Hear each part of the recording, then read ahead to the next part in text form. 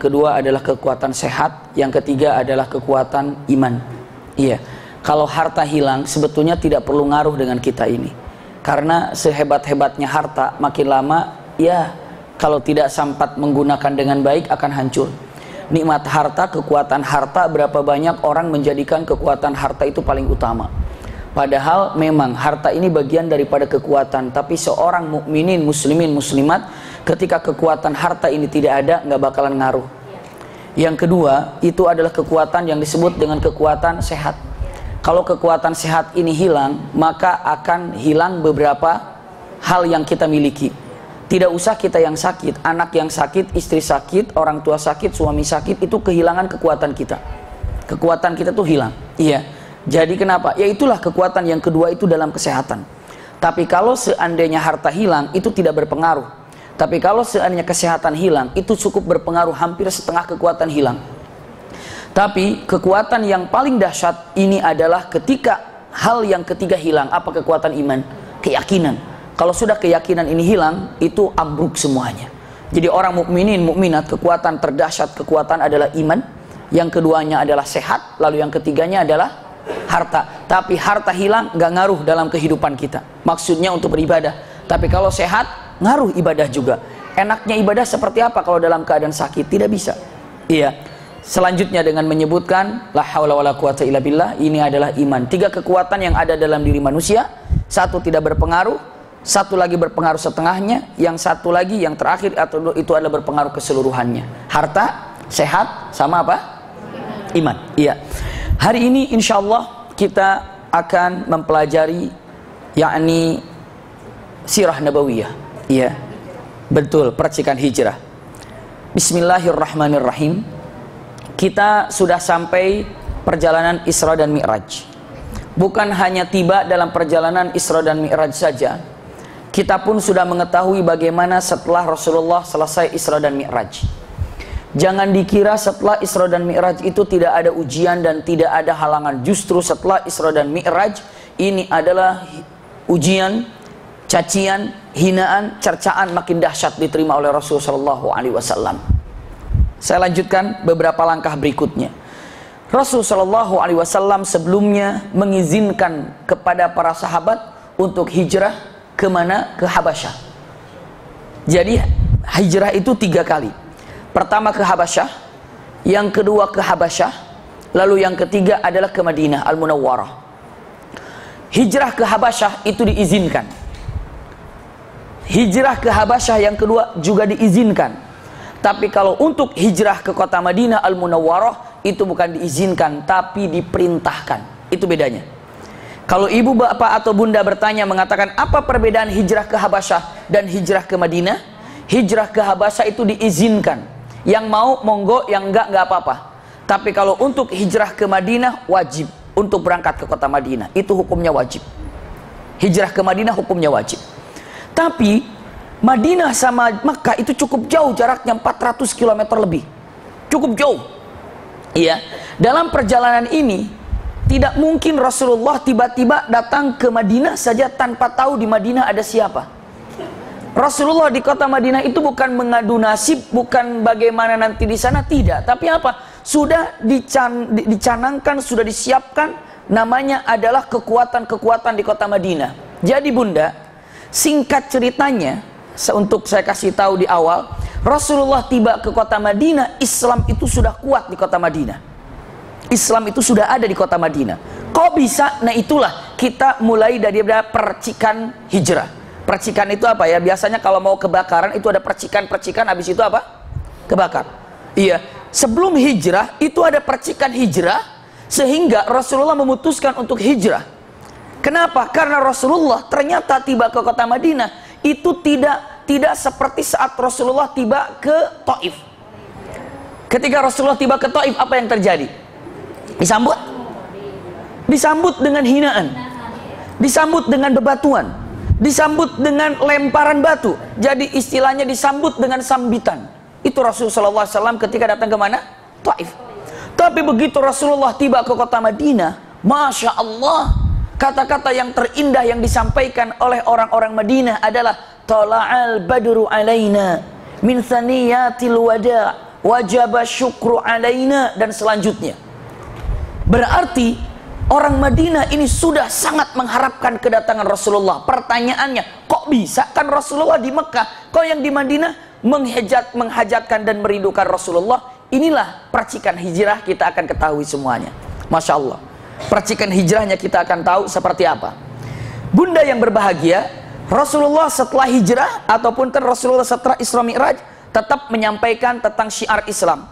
Di kota Mekah tetap menyampaikan syiar Islam, walaupun hinaannya, ujiannya makin dahsyat. Para sahabat yang Islam makin dihina, makin dicacinya, makin disiksanya. Itulah yang ada di kota Madinah, di kota Mekah Al-Mukarramah saat itu. Bahkan bukan hanya sekedar itu, dakwah yang namanya Rasulullah berdakwah di kota Mekah seolah-olah benar-benar sudah tidak digubris lagi oleh orang-orang kafir. Bahkan Rasulullah SAW saat berdakwah selalu ada orang yang berada di depannya. Mungkin saya pernah sampaikan. Jadi kalau Rasulullah berdakwah di sini, berdakwah di sini, orang sedang berjalan. Karena Rasulullah berpikir, kalau dakwah di kota Mekah sudah nggak bisa, ya sudahlah saya dakwah di perbatasan. Siapa yang akan didakwahi oleh Rasulullah di perbatasan? Orang-orang yang berlalu di perbatasan. Misalnya orang sedang berlalu di perbatasan, mau kemana kalian? Mau ke sana? Boleh sebentar duduk, aku ingin menyampaikan sesuatu. Jika engkau tertarik, dengarkan. Kalau tidak, Anda silakan berangkat lagi. Tapi kalau sudah menyampaikan Al-Quran, tidak ada satu orang pun yang tidak suka. Semua mendengarkan ayat itu. Rasulullah menyampaikan, beginilah bla bla, segalanya disampaikan Rasulullah SAW. Setelah itu berangkat, orang itu berangkat, di situ sudah ada orang lagi yang duduk. Baju rapi, bersih, wajahnya gagah, Masya Allah. Setelah itu datang mengatakan, kalian tadi dari sana ya? Iya. Maaf ya, itu orang kurang waras. Iya. Pasti dia ngomong begini, begini, begini. Iya. Jangan didengarkan. Aku pamannya dia, aku tahu dia lagi kecilnya. Error dari dulu juga. Iya. Maka nggak usah didengarkan kata-kata dia. Kenapa? Itu adalah orang yang tidak benar. Lalu dia menghapus lagi apa-apa yang disampaikan Rasulullah. Berarti orang itu berlalu dengan melalui laki-laki ini. Mereka sudah langsung tidak percaya lagi kepada Rasul Sallallahu Alaihi Wasallam. Itulah cara mereka menjegal dakwah Rasul Sallallahu Alaihi Wasallam. Siapa laki-laki ini? Laki-laki ini adalah Abu Jahal. Na'udzubillah. Seperti itulah dia. Bahkan sampai-sampai dia berdiri di sebelah sananya. Kalau orang tuh mau datang ke Rasulullah, di sananya sudah dijegal duluan. Dari mana kalian? Mau kemana? Mau ke sana? Hati-hati ya, orang gila situ. Bila perlu kamu kalau disuruh duduk nggak usah, lurus saja langsung. Aku ada Amr bin Hisham atau dikatakan Abul Hakam, yang mana semua orang tahu bagaimana dengan kebijakanku dan kebaikanku. Maka jika dia bicara apa nggak usah dengar, langsung aja langsung. Maka begitu orang berlalu, Rasulullah bilang, mau kemana kan? Oh iya bener tuh, orang gila tuh pasti nanya, bener apa yang dibilang Abul Hakam? Bener dia, lewat sama sekali demikian. Atau dakwah Rasulullah, Masya Allah, dahsyat sekali. Jadi kalau dari dulunya dakwah itu susah, memang dari dulunya dakwah susah. Kalau Rasulullah dakwahnya itu gampang-gampang saja, mungkin para mubalik sekarang ini cengeng semuanya. Para da'i cengeng semuanya. Oh Rasulullah enak-enak kok dakwahnya, siapa bilang? Para nabi ada yang gampang dakwahnya? Tidak. Susah payah. Itulah dengan melihat kalau ada dalam dakwah kesulitan apa dan bagaimananya, subhanallah, rumitnya untuk berdakwah. Mungkin bunda yang punya majelis ta'lim di rumahnya masing-masing, ada saja dari masyarakat, dari RT, dari RW, mungkin iya izin sana, izin sini, mungkin bunda dengan mengatakan ketika mau mengadakan acara di pengajian di rumah bunda atau di mana saja mesti ada kesulitan, biasa. Tapi jangan dipakai emosi. Rasulullah juga tidak emosi kok. Iya, Rasulullah cukup mengatakan Allahumma ighfir lahum fa innahum qaumun yajhalun wa la ya'lamun. Ya Allah ampuni mereka karena mereka itu orang-orang yang tidak tahu. Dan mereka itu orang-orang yang belum tahu. Subhanallah, tapi kalau sudah tahu dan merasakan cintanya Islam, Masya Allah, dia akan nomor satu berada di majelis ta'lim. Ini dia. Kalau di komplek kami, Masya Allah, tahadus bin ni'mah, luar biasa. Kalau pengajian kemarin hari hari Ahad subuh itu, mungkin bunda ada yang hadir ke sana, itu luar dugaan. Saya sudah sampai, paling yang hadir nggak banyak lah. Paling yang hadir nggak banyak. Ternyata padahal sudah apa coba? Padahal semua warga itu alhamdulillah sudah masukin mobil-mobilnya ke dalam. Sudah disiapin. Karena apa? Karena yang biasanya ngatur parkir, saat itu kalau sudah adzan baru sholat, parkir nggak ada yang ngurusin. Itu dia. Sangat susah. Nanti itu bahan apa namanya, sebagai renungan buat kami juga nanti seperti apa. Karena ternyata subhanallah padat sekali. Memang ahli subuh itu luar biasa. Datang luar biasa. Karena apa? Inilah inti daripada kecintaan kepada siapa? Rasulullah SAW, dan pastinya pada Allah Subhanahu wa Ta'ala. Lihat Abu Jahal itu demikian adanya. Na'udzubillah. Setelah itu apa? Rasulullah SAW akhirnya ini susah. Di luar dijegal, di dalam dijegal. Ya sudahlah, sekarang untuk di dalam saja seadanya. Tetap tanpa berhenti. Tetap dakwah, tetap dakwah. Apapun yang terjadi tetap berdakwah. Simpan Rasulullah dengan kekuatan dakwah yang sedang berjalan di kota Mekah. Simpan di Rasulullah. Sekarang kita pindah ke Madinah. Lihat bunda, di Madinah saat itu, ini Rasulullah disimpan di mana? Mekah. Apa yang terjadi dengan Rasulullah? Tetap berdakwah walaupun seperti itu kejadiannya. Kita lihat posisi Rasulullah sekarang di mana? Ataupun kita lihat kota Madinah. Apa yang terjadi di kota Madinah? Masya Allah, di kota Madinah itu, ini pelajaran sangat penting sekali, sirah nabawiyah, untuk mengetahui tentang Rasulullah SAW. Di kota Madinah saat itu ada dua kabilah, Aus dan Khazraj. Aus dan Khazraj, iya, plus orang-orang Yahudi hidup di kota Madinah. Orang Yahudi ini tiga kabilah, Quraidah, Nudair, Qainuqa. Ya, ini adalah kabilah Yahudi. Quraidah, Nudair, Qainuqa, ini adalah kabilah Yahudi. Iya. Setelah itu apa? Dari kabilah Yahudi yang tiga dan dua, Aus dan Khazraj ini, Yahudi walaupun tiga, tapi mereka bersatu banget. Nyatu mereka. Dan selalu mengadu dombakan antara Aus dan Khazraj. Gimana caranya Aus Khazraj ini berantem terus, berkelahi terus. Dalangnya siapa? Orang Yahudi. Lalu kalau Aus dan Khazraj sadar, ini kayaknya kita diadu domba deh. Sama siapa? Sama Yahudi ini.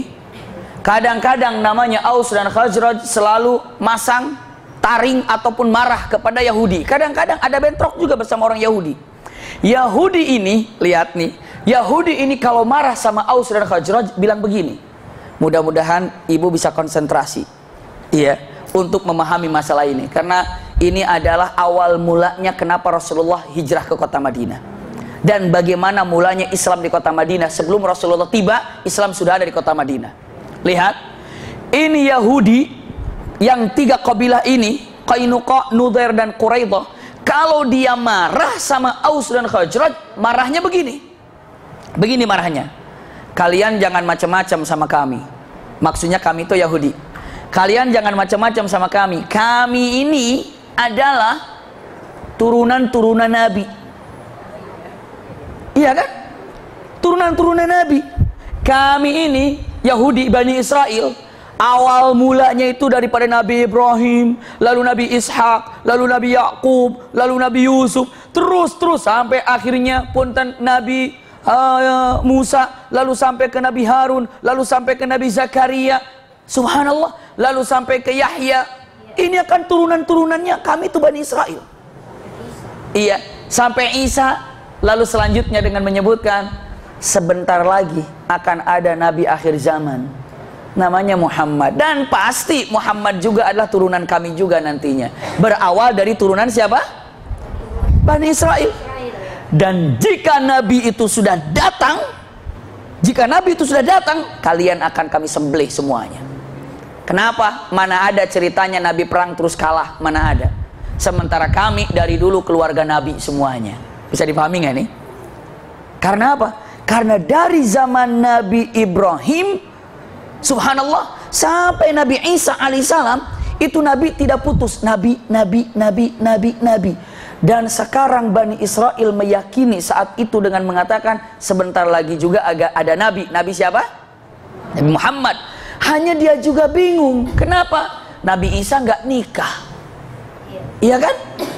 Turunan Nabi Isa nggak ada. Nabi Ishak juga nggak ada turunannya.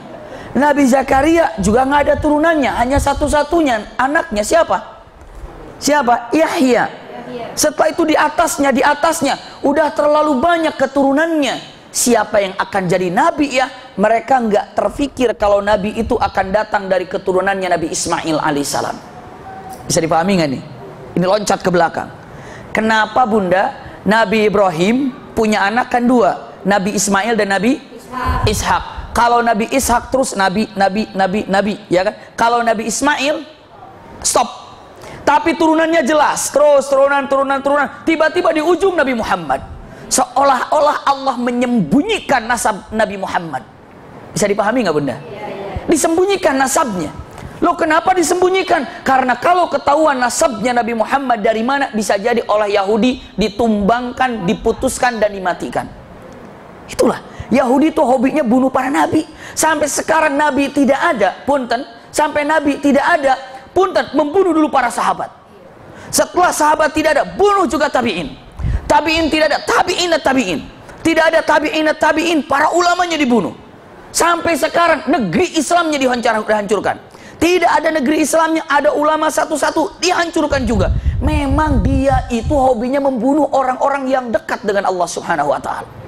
Sampai para alim ulama, para kiai, baik itu di luar negerinya, baik itu dimanapun, hobinya itu mempermalukan para alim ulama, hobinya itu mengadu dombakan alim ulama, hobinya itu saling meramaikan suasana. Ini dia, ngeri sekali. La haula wala quwata. Dari dulu sikapnya demikian. Yahudi itu demikian. Maka saat itu Yahudi dengan mengatakan, Aus Khazraj, ingat ya, jika kalian nanti tahu kalau Muhammad sudah datang dan Muhammad itu dari kita, pasti kalian akan disembelih. Maka ancaman itu terngiang-ngiang. Pokoknya kalau ada masalah, Yahudi ngomong, awas, hati-hati, datang Muhammad, sembelih. Awas, hati-hati, ini kami turunan Nabi, sebentar lagi Muhammad juga akan datang, ini zamannya Nabi. Aus dan Khazraj merasa ketakutan. Aduh, takut juga ya kalau ada Muhammad, nih ngeri juga ya. Ada Muhammad, ngeri juga ya. Sementara mereka sudah mengklaim kalau yang namanya Muhammad ini adalah turunannya dari siapa? Bani Israel.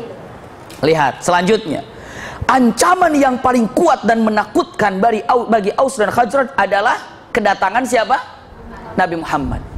Tapi yang namanya Yahudi itu haram menyembah berhala. Mereka tahu kalau diajak berhaji, haji yuk ke Mekah, haram kita. Kenapa? Berhala di Mekah itu kebanyakan. Dan bukan kebanyakan, kami tidak boleh menyembah berhala. Kami akan berhaji kalau di Mekah tidak ada berhala. Agama kami haram untuk menyembah berhala, itu adalah syirik, nggak boleh. Maka orang Yahudi nggak ada yang ke Mekah. Kenapa? Nggak mau selagi di Mekah ada berhala. Tunggu nanti kalau udah Nabi dihancurin tuh berhala tuh. Subhanallah, mereka Yahudi itu tahu yang hak tapi tidak mau mengikutinya. Ada dua kata-katanya, ghairil maghdubi alaihim waladhdallin. Maghdub itu yang dimurkai, waladhdallin yang sesat. Yang dimurkai itu siapa? Adalah orang-orang Yahudi. Kenapa? Karena mereka tahu benar tentang kebenaran tapi tidak mengikutinya. Itu orang Yahudi. Tapi kalau dhalin ini adalah orang sesat, dia berada dalam keadaan sesat tapi dirinya tidak sadar kalau dirinya sesat. Orang Nasrani seperti itu. Jadi orang Nasrani itu nggak sadar kalau dirinya salah, tapi dirinya merasa benar. Kekeh, itulah Nasrani. Tapi Yahudi dia tahu kalau dirinya salah, tapi dia kekeh berada dalam kesalahannya. Itulah yang ada. Punten, ibu pernah nggak diri ibu salah tapi ibu nggak nyadar kalau ibu salah? Pernah. Sering. Ibu pernah nggak ibu berbuat salah dan ibu sadar kalau itu salah? Lebih sering lagi. Iya.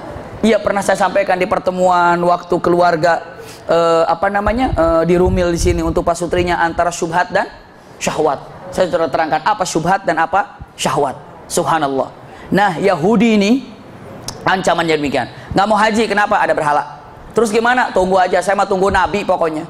Nabi datang, beriman, habisin itu Aus dan Khazraj, Islam terus menyebar, hancurin yang namanya berhala-berhala, kita jaya lagi. Padahal itu niat-niat demikian dulu juga disampaikan oleh nenek moyang mereka. Tetap aja kalau ada Nabi lalu nggak sesuai dengan apa yang diinginkannya, bunuh nabinya. Bunuh nabinya. Yang membunuh Nabi Yahya siapa? Mereka. La haula wala quwata illa billah. Seperti itulah. Iya, saya lanjutkan, pegang baik-baik. Setelah itu apa yang terjadi? Subhanallah, ini orang-orang dari mana? Dari Aus Khazraj ini. Mereka bilang, dari Aus dan Khazraj ini, waktunya berhaji, berangkatlah ke Mekah berhaji. Berangkatlah ke mana? Ke Mekah. setibanya di Mekah jumpa dengan Rasulullah. Itu yang ke Mekah itu hanya kurang dari 12 orang jumpa dengan Rasulullah. Begitu sampai ke Mekah, kan tadi di warning sama orang-orang kafir kan? Di mana di Mekah? Kamu dari mana? Dari Yathrib itu Madinah. Mau haji? Iya. Hati-hati ya. Di sini ada orang gila namanya Muhammad, dia ngaku nabi. Kata siapa? Abu Jahal. Atau kata orang-orang timnya Abu Jahal, jangan sekali-kali dekat, jangan sekali-kali ngomong. Dia ini adalah orang yang bahaya, jauhkan darimu, jangan dekat-dekat. Dia ngaku nabi. Orang Madinah mikir, jangan-jangan nabi yang ditunggu-tunggu sama siapa? Sama Yahudi. Kita penasaran, deketin yuk. Nih kalau dia memang nabi beneran yang diancamkan kepada kita atas kedatangannya, mumpung Yahudi belum tahu, kita iman duluan. Siapa tahu nanti malah kita jadi pengikutnya, malah kita yang akan membantai Yahudi itu. Bisa dipahami nggak nih? Mumpung Yahudi belum tahu. Kalau Yahudi udah tahu, celaka kita. Iya ya, datang dulu yuk. Datang, ngobrol. Setelah berbicara, dikatakan, siapa anda ini? Kami datang dari Yathrib, kabilah Aus, dan ini Khazraj. Apa yang kau bawa? Kami ingin berhaji. Kamu tahu siapa aku? Aku mendengar kau Muhammad yang dikatakan orang begini dan begini-begini. Sesungguhnya aku adalah Nabi, Khatamul Anbiya. Subhanallah. Dan aku adalah Muhammad, diutus oleh Allah Subhanahu wa ta'ala. Diceritakan di sana yang beberapa orang tuh lirik-lirikan, iman yuk, iman, iman yuk, iman. Yang penting iman aja dulu. Makanya nggak ada kesulitan. Kenapa? Ini yang diancamkan oleh siapa? Oleh Yahudi. Oleh Yahudi. Tapi dia juga masih mikir, iman jangan ya, iman jangan ya, iman ya. Awal mulanya, subhanallah, iya. Maka dengan mengatakan kata-katanya, dari Pak ini adalah kabilah Aus, kabilah Khazraj, dari kabilah Khazraj yang datang. Kita iman aja, terus nanti kita pikir-pikir. Yang penting kita dekat dulu. Setelah beriman pulang kemana? Ke Madinah. Setelah tiba di Madinah, bunda, sampai di Madinah, Aus atau Khazraj ini ngumpul dengan Aus. Sini ada kabar baru. Apa? Ternyata Nabi yang ditunggu-tunggu oleh Yahudi itu udah ada di Mekah. Oh iya, iya. Terus gimana? Nah gimana kalau seandainya kita beriman, tahun depan kita berangkat lagi ke sana? Untuk apa? Membicarakan masalah ini. Aduh, gimana kalau keduluan sama Yahudi? Diam aja. Jangan kasih dah, lagian Yahudi nggak mungkin ke Mekah. Kenapa? Selagi di sana masih ada berhala. Ya udah tahun depan berangkat lagi kemana? Ke Mekah dengan membawa, masya Allah, beberapa orang, diantaranya 12 orang. Disampaikan beberapa ulama 13 orang ataupun 12 orang datang ke sana. Iya. Di sana datang beberapa riwayat memang ada mengatakan 12, lebih daripada 12, tapi yang jelas sekarang ini sudah jumlahnya itu banyak ke sana. Kemana? Ke Madinah, ke Mekah. Sampai di Mekah, masya Allah, iya. Tapi dalam beberapa riwayat 12 orang datang ke hadapan Rasulullah, mengatakan, ya Rasulullah, kami membawa teman, ini adalah Aus dan Khazraj, 12 orang. Ini adalah ketua-ketua Aus dan Khazraj. Maka kami berbaiat kepadamu, bersaksi asyhadu an la ilaha illallah, asyhadu anna Muhammadar Rasulullah. Kata Rasulullah, iya, aku terima, dan pasti Allah juga menerima atas keislaman kalian. Masya Allah. Dan engkau kuatkan keimanan. Lalu apa yang harus dikerjakan? Dikerjakan, jangan lupa, sholat atau ibadah sama silaturahim. Masya Allah. Ibadah saat itu Islam hanya silaturahim, jangan makan mayit, jangan makan darah. Itu diantaranya. Akhlak. Maka disebut pada waktu itu yang 12 orang ini dibaiat, baiatun nisa. Disebutnya baiatun nisa. Kenapa? Karena dikatakan baiat perempuan karena di situ tidak ada masalah perang. Tidak ada baiat perang. Diterima 12 orang. Terus kata 12 orang ini, ya Rasulullah, tolong kirim kepada kami satu orang yang mengajarkan kepada kami tentang Islam. Siap. Dikirim oleh Rasulullah SAW, namanya Mus'ab bin Umair.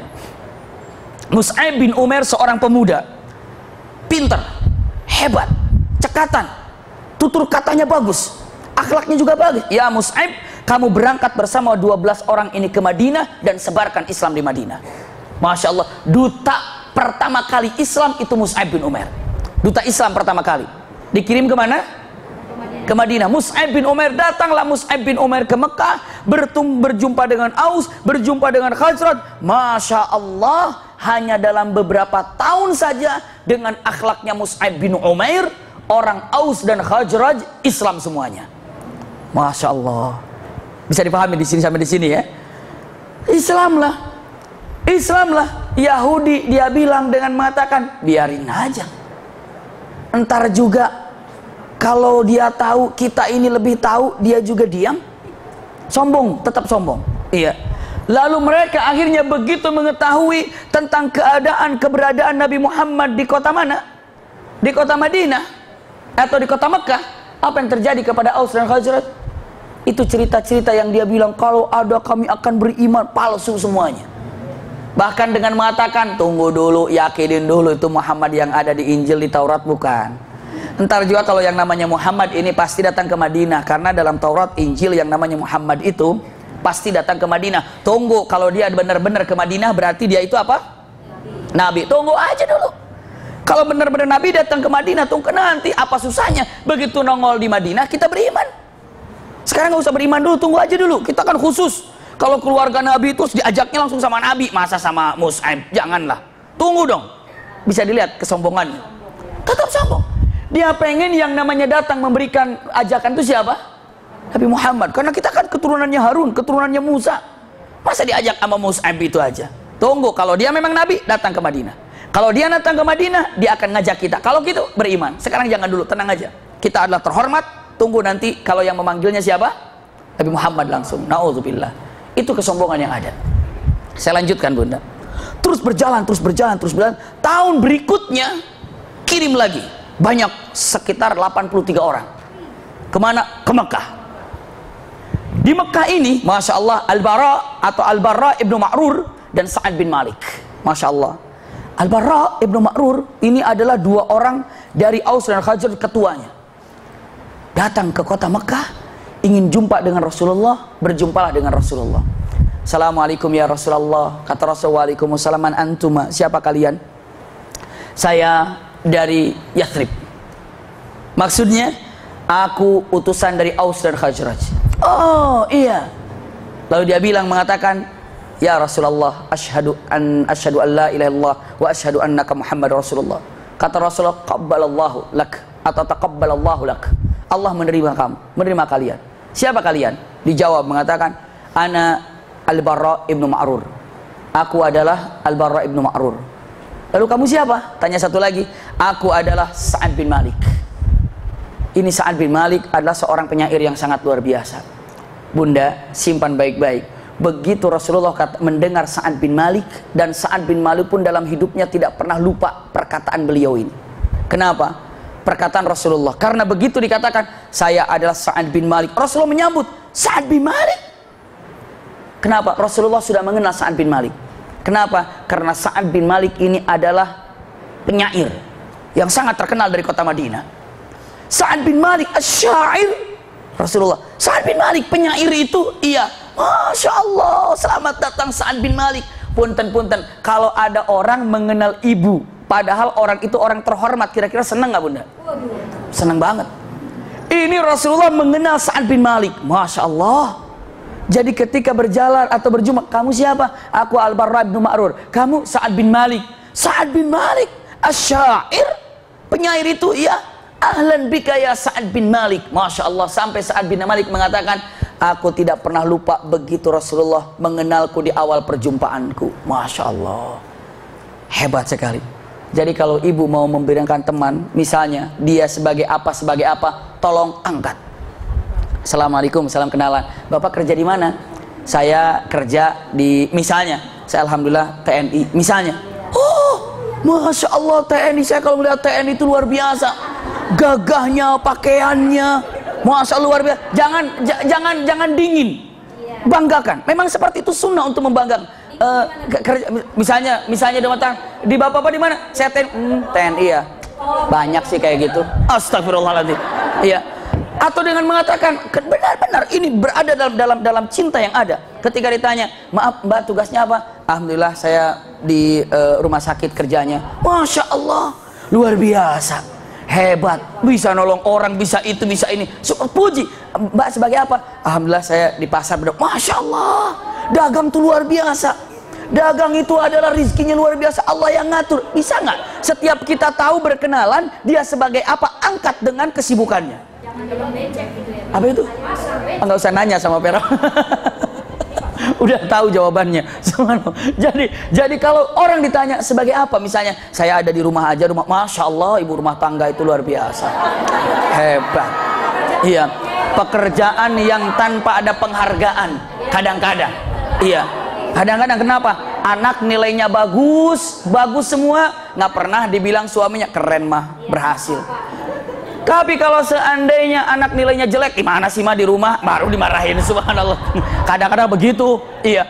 Subhanallah punten, kayaknya begitu dia sebagai apa? Angkat. Rasulullah SAW asyair, masya Allah, penyair, iya luar biasa penyair. Kenapa? Punten, kenapa Rasulullah bahagia dengan Sa'ad bin Malik menjadi Islam penyair? Bunda, kalau sekarang kan ada TV, ada radio, ada koran. Dulu mana ada koran, ada radio, ada TV, nggak ada.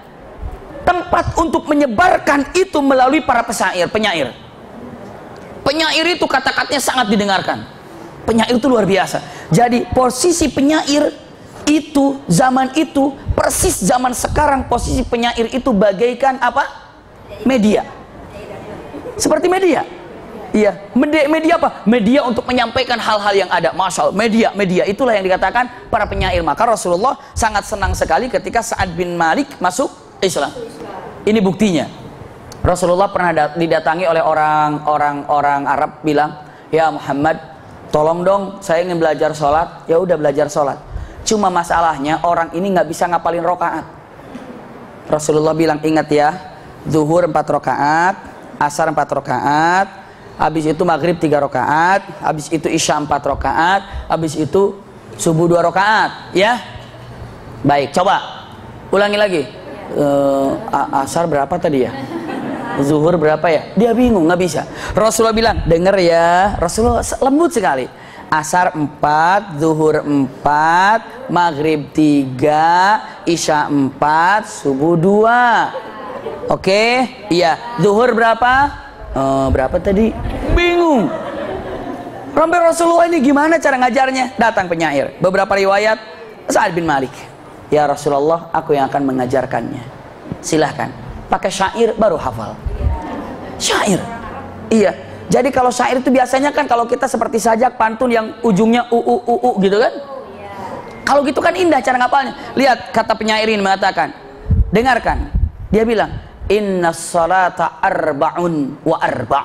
Nah ini kan? Thumma salasatun. Lihat. Thumma salasatun ba'dahu arba'. Wal fajru rak'ataini la tudayya. Semuanya ujungnya apa? Ain. Ya, katanya di mana? Inna salata arba'un fa arba'. Zuhur asar fa arba'un fa arba'. Ya, thumma thalathatun ba'dahu arba'. Terus 3, terus 4 lagi. Wal fajru rak'ataini, dan fajar rakaat la tudayya, jangan dihilangkan. Begitu, coba hafal nggak? Langsung orang Badu itu, inna salata arba'un fa arba', thumma thalathatun ba'dahu arba', wal fajr rak'ataini la tudayya. Kata Rasulullah, bagus kamu hafal. Dia bilang, nah kalau gini saya paham. Subhanallah. Iya. Kadang-kadang itulah gaya syair itu kan luar biasa. Bisa memudahkan untuk hafalan. Kenapa ibu kadang-kadang bisa hafal lagu misalnya punten? Karena kadang-kadang syairnya apa? Indah. 1 jam saja misalnya, apa gitu kesananya. Subhanallah. Contohnya, subhanallah. Atau mau 2 jam saja boleh. Tapi yang jelas, ketika dikatakan hebat banget syairnya, jadi hafal. Coba kalau syairnya nggak hebat, nggak enak kan? Apa coba? Mau apa? Ini Al-Quran jauh lebih bagus, lebih indah. Maka orang-orang gampang menghafal Quran. Indah bahasanya, bisa dipahami ya. Ini dia yang namanya Sa'ad bin Malik. Lalu dikatakan, ya Rasulullah, kami ingin jumpa denganmu. Kapan kira-kira? Kami membawa 73 orang untuk masuk dalam keadaan syariatmu. Ada yang mengatakan 73, ada yang mengatakan 83. Silahkan. Iya. Lalu dengan menyebutkan, datanglah Datanglah dari kaum Aus dan Khazraj. Masya Allah, ke hadapan Rasulullah. Ini berada di mana? Di yang namanya di Bai'atul Aqabah. Datang 83 orang ini, ngumpul di situ. Lalu Rasulullah bertanya, mengatakan, bagaimana tentang kesetiaan kalian kepadaku ya Rasulullah? Yang 83, asyhadu an la ilaha illallah wa asyhadu anna Muhammadar Rasulullah. Semuanya orang mana? Orang Madinah. Rasulullah katakan, pertama kalian harus ibadah kepada Allah, salat 5 waktu, karena sudah terjadi Isra dan Mi'raj. Iya.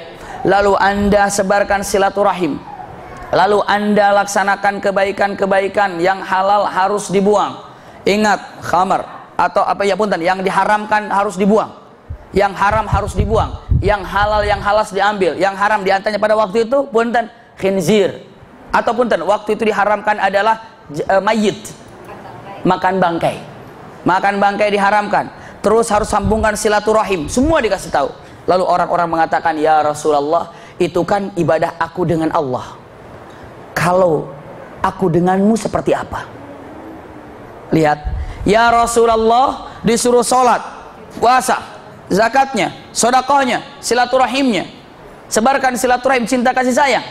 Sa'ad bin Mu'ad, saat itu Sa'ad bin Ubadah punten, pimpinan dari Aus Khazraj, mengatakan, ya Rasulullah, itu kan ibadah aku dengan Allah, kewajibanku kepada Allah. Kalau kewajibanku kepadamu apa? Kewajibanku kepadamu apa? Dijawab oleh Rasulullah, kewajiban kalian kepadaku adalah menjagaku seperti kalian menjaga keluargamu sendiri. Bisa dipahami ya? Menjagaku seperti menjaga keluargamu sendiri. Sa'ad bin Ubadah mengatakan, ya Rasulullah, aku akan menjagamu seperti menjaga keluargaku sendiri. Lalu Rasulullah mengatakan, tapi itu untuk kamu, yang lainnya bagaimana? Semua yang hadir di situ, yang 83 orang, berbaiat satu-satu. Ya Rasulullah, aku akan menjagamu seperti menjaga keluarga sendiri. Ya Rasulullah, aku akan menjagamu seperti menjaga keluargaku sendiri. Semua bersalam-salaman. Masya Allah, itulah yang terjadi saat itu. Maka bukankah kalau sudah harus menjaga Rasulullah seperti menjaga keluarga sendiri, kalau Rasulullah ke Madinah diterima apa tidak? Karena sudah seperti menjaga keluarga sendiri. Masya Allah, inilah awal mulanya. Begitu selesai berbaiat, dalam keadaan baru selesai tuntas berbaiat, semua menjaga Rasulullah seperti menjaga keluarganya sendiri. Itu dibuktikan. Orang Arab itu nggak pernah mencela-mencela, khususnya orang-orang beriman. Tiba-tiba apa? Setan berteriak dengan mata, ya halal jabajabit. Artinya, wahai orang-orang yang tertidur pada malam ini. Karena apa? Karena pada malam itu adalah malam pertemuan Rasulullah dengan 83 orang. Syaitan berteriak di kota Mekah, hei orang yang tertidur malam-malam ini, kalian tidak tahu Muhammad dan pasukannya sudah siap ingin menyerang kalian. Bangun kalian, bangun kalian. Orang Mekah pada bangun semuanya. Itu Rasulullah katakan, dzaka syaitan, itu syaitan untuk berteriak dengan membangunkan orang-orang saat itu. Begitu syaitan bangkit, ataupun orang-orang bangkit saat itu, disebarkan di kota Mekah pada malam itu. Punten, yang 83 orang ini sama sekali tidak ada yang turun. Maksudnya tidak ada yang turun daripada niatnya. Dia bilang, ya Rasulullah, siapa yang berteriak?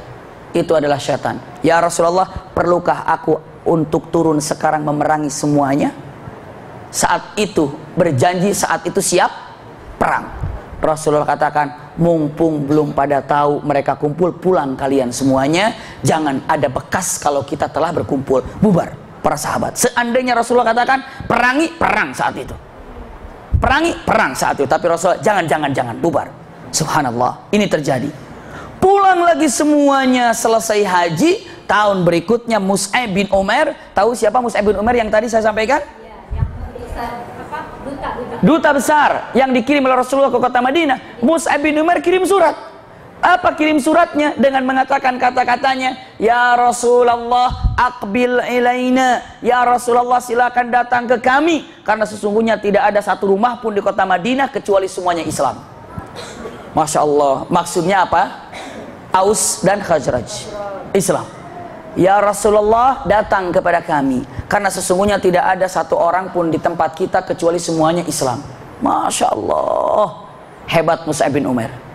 Bahkan ada kisah tentang Amr bin Jamuh. Pernah dengar kisah Amr bin Jamuh?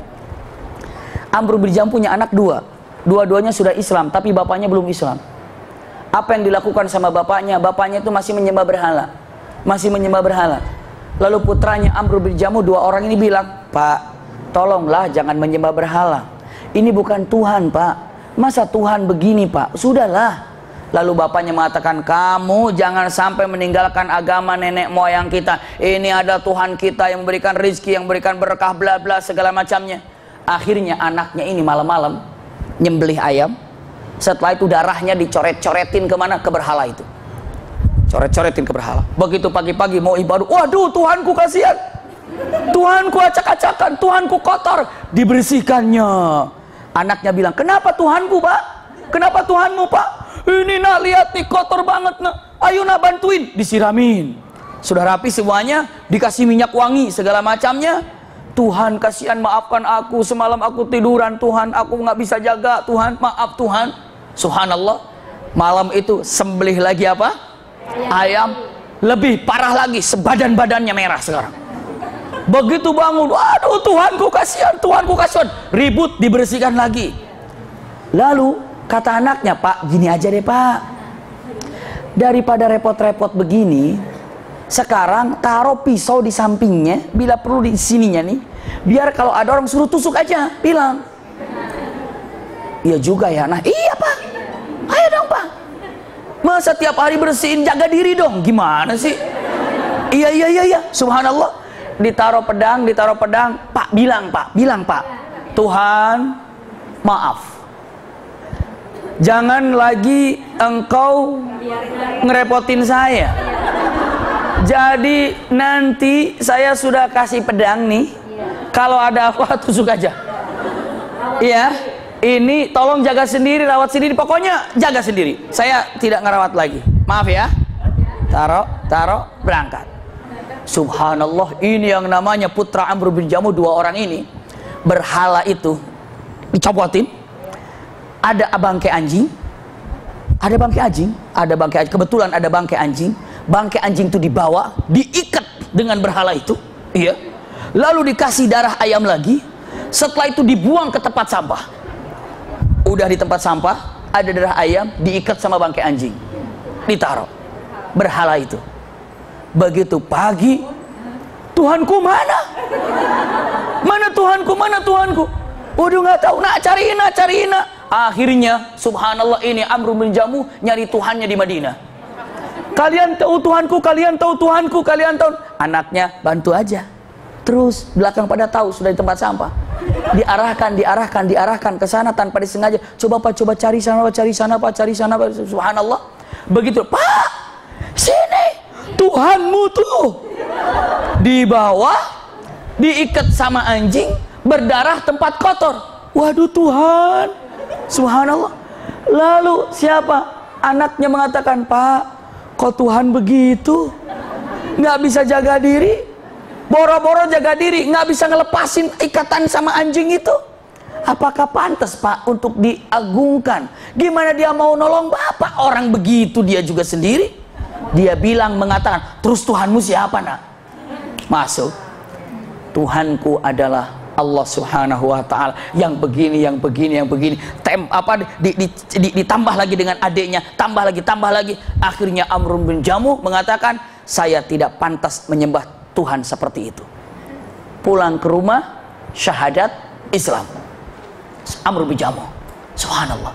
Dalam satu peperangan, Amr bin Jamuh tuh kakinya tuh di perang Badar dia ikut perang. Dalam perang Uhud, Amr bin Jamuh kakinya sudah apa? Pincang. Jadi jalannya sudah pincang. Maka saat jalan sudah pincang, kekeh malam-malam menyiapkan pedang dan perisai. Ini Amr bin Jamuh. Biar tahu bagaimana seorang Amr bin Jamuh.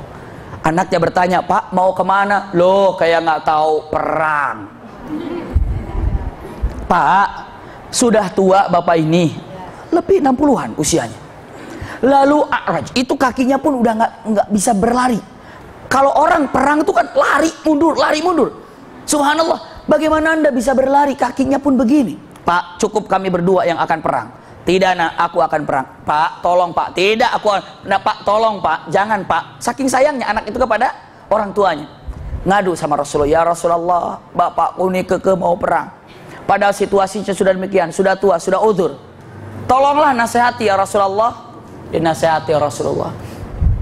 Kata Rasulullah, ya Amr bin Jamuh, Islam memberikan uzur yang syar'i kepada yang sudah sepuh demikian seperti Anda, dan kakinya pun sakit seperti yang Anda punya. Itu adalah Islam tidak memaksa untuk berjuang. Dan lagi pula dalam keluargamu ada 2 orang. Siapa yang 2 orang ini? Anaknya. Di rumah saja. Apa yang disampaikan oleh Amr bin Jamuh? Ya Rasulullah, bukankah firman Allah Subhanahu wa taala dalam Al-Qur'an mengatakan apa? Infiru khifafa wa thiqala. Segeralah, berjuanglah di jalan Allah, baik Anda dalam keadaan luang ataupun dalam keadaan waktu sempit, baik Anda dalam keadaan senggang atau dalam keadaan sibuk, baik Anda dalam keadaan sehat ataupun dalam keadaan sakit. Ayat ini menginspirasi saya untuk berjuang walaupun saya dalam keadaan seperti ini. Izinkan saya Rasulullah. Rasulullah bilang, nak, aku udah ngomong loh. Maksudnya apa? Wahai anak-anak Amr bin Jamuh, aku udah ngomong, udah bilang, tapi dia memang nggak mau. Ya sudah, kamu jaga aja bapakmu. Perang. Karena perang, anak-anaknya 2, Amr bin Jamuh berada di tengah, anak-anaknya otomatis jaga siapa? Jaga bapaknya. Kawas kak, itu musuh kak, dek awas kak. Amr bin Jamuh bawa pedang cuma nggak ketemu musuh. Mau ketemu musuh gimana? Ini dipampingi, didampingi. Kemana nih? Kemana nih? La haula wala quwata illa billah. Ini kemana ketemu ini? Akhirnya, tunggu, kenapa? Kenapa pak? Aku mau doa, tolong kamu aminkan. Sekali ini saja. Sekali saja. Aku doa, kamu aminkan. Semoga Allah kabulkan. Sekali saja. Dan ini doa yang ingin aku ungkapkan dalam hati saya. Tolong kamu aminkan. Baik, doa saja pak, saya akan aminkan. Janji naya, janji. Doanya, Allahumma rzuqni syahadah, atau Allahumma la taruddani ila ahli warzuqni syahadah. Ya Allah, jangan engkau kembalikan aku ke keluargaku dan wafatkan aku di tempat ini dalam keadaan mati syahid. Itu doanya. Itu doanya. Anaknya, amin. Setelah itu anaknya bilang, monggo silahkan pak. Subhanallah. Silahkan pak. Maju bapaknya, wafat di medan perang. Subhanallah. Luar biasa. Allahumma la taruddani ila ahli warzuqni syahadah. Ya Allah, jangan engkau kembalikan aku ke keluargaku dan wafatkan aku mati syahid. Dijawab oleh anaknya, amin ya Rabb, amin ya Rabb. Sudah nak, bapak maju. Silahkan pak. Silahkan pak. Maju. Dan dalam keadaan seperti itu wafatlah bapaknya mati syahid. Amr bin Jamuh. Dalam keadaan sudah sepuh, pincang, tapi kekeh berada di medan perang. Hebat. Kalau untuk mengejar cinta Allah dan Rasulnya, ini kekuatan yang paling dahsyat. Tadi yang saya katakan, kekuatan apa? Iman. Kekuatan iman. Kekuatan iman itu mengalahkan kekuatan apa? Sehat. Iman yang ada berjalan. Subhanallah. Ini dia hebatnya. Kadang-kadang orang kalau disuruh perang, disuruh ngaji aja, ngaji sakit gigi, kadang begitu. Subhanallah. Ngaji itu, ngaji ini, ya kalau ada imannya kuat jalan. Kecuali kalau benar-benar dia dalam keadaan sakit, terkapar, ya merepotkan orang, tidak. Tapi kalau masih bisa berjalan, kadang-kadang jalan. Subhanallah. Saya pernah melihat di masjid raya Cinere, masya Allah, orang Jumatan kateternya dibawa. Subhanallah, disimpan, ditutupin semuanya, dia sholat Jumat begini, masya Allah, luar biasa. Entah tahun berapa saya ingat itu, jamaah haji, subhanallah, selama landing di Madinah sampai ke Mekah, sampai beres hajian, itu kateternya selalu ada. Haji, dokter menyarankan sudah tidak, tapi dia bilang, saya tidak akan pernah merasa nikmat bisa melaksanakan ibadah haji kecuali selesai 2 hal. Satu, saya tidak akan merasa nikmat meninggalkan dunia ini kecuali telah menyelesaikan 2 hal. Tinggalnya di Amerika, tapi keluarganya di Indonesia. Iya, maka beliau haji, niatnya untuk berhaji, ingin mabrur. Yang kedua, ingin melihat cucunya. Setelah itu mau ke Amerika lagi. Rencananya demikian. Hajinya selesai, ke Indonesia, subhanallah, dari Indonesia pulang baru wafat. Entah sebelum pulang atau bagaimana, beliau wafat. Kenapa? Dalam keadaan haji tetap membawa apa? Kateternya. Semangat. Masya Allah, luar biasa. Tahun berapa saya lupa. Iya. Tapi beliau ini luar biasa semangatnya. Jadi kalau sudah punya iman, semuanya tumbang dan kalah. Iman. Amr bin Jamuh wafat demikian. Ini dia pegang untuk kita baik-baik. Inilah kehebatan dan keberhasilan siapa? Mus'ab bin Umair. Saat itulah Rasulullah Shallallahu Alaihi Wasallam mendapatkan surat daripada Mus'ab bin Umair. Rasulullah katakan, kalian semua para sahabat, kalau kemarin ke Habasyah itu adalah izin, tapi sekarang ke Madinah perintah hijrah. Kenapa? Kalau ke Madinah perintah hijrah, meninggalkan semuanya, berangkat ke Madinah. Apa yang ditinggalkan? Semuanya ditinggalkan. Hartanya, keluarga yang kafirnya ditinggalkan. Yang pertama kali berangkat ini adalah Abu Salamah dan Ummu Salamah. Abu Salamah tahu? Ummu Salamah tahu? Ummu Salamah itu istrinya siapa? Istrinya Rasulullah. Setelah Abu Salamah wafat. Subhanallah. Jadi Ummu Salamah yang pertama kali hijrah bersama suaminya. Dan suaminya Abu Salamah luka di dalam perang Uhud, masih luka di dalam perang Hamraul Asad, dan akhirnya wafat dengan lukanya. Tapi punten, hebatnya orang mujahid ini doa pada Allah. Lihat doanya sebelum dia berangkat ke medan perang, sebelum wafatnya dia katakan doanya begini, Bunda, Allahumma khluf li ahli khairam minni. Ya Allah, gantilah seseorang atau gantilah aku apabila aku mati syahid dengan seseorang yang lebih baik daripada aku. Itu doanya. Ya Allah, gantilah posisiku dalam keluargaku ini dengan seseorang yang jauh lebih baik daripada aku. Amin. Ternyata wafat siapa? Abu Salamah. Ummu Salamah berpikir, Abu Salamah sebelum wafat berdoa, gantilah posisinya dengan seseorang yang lebih baik daripada Abu Salamah. Siapa ya? Tidak lama Umar bin Khattab melamarnya. Umar bin Khattab lebih bagus daripada siapa? Dari Abu Salamah. Umar bin Khattab melamarnya. Ummu Salamah mengatakan, saya tolak. Kenapa? Saya pengen lebih baik daripada Umar. Subhanallah, ada yang lebih baik daripada Umar, saya tolak. Datang Abu Bakar As-Siddiq, lebih baik daripada Umar? Iya. Kata Ummu Salamah, saya tolak juga ini, saya ingin lebih baik daripada Abu Bakar. Siapa yang lebih baik daripada Abu Bakar? Rasulullah. Datang akhirnya Rasulullah SAW, ya Ummu Salamah, aku meminangmu. Masya Allah. Lihat. Lalu kata Ummu Salamah mengatakan, tidak mengatakan enggak, tidak mengatakan iya, cerdas. Ya Rasulullah, aku ini adalah orangnya pemarah.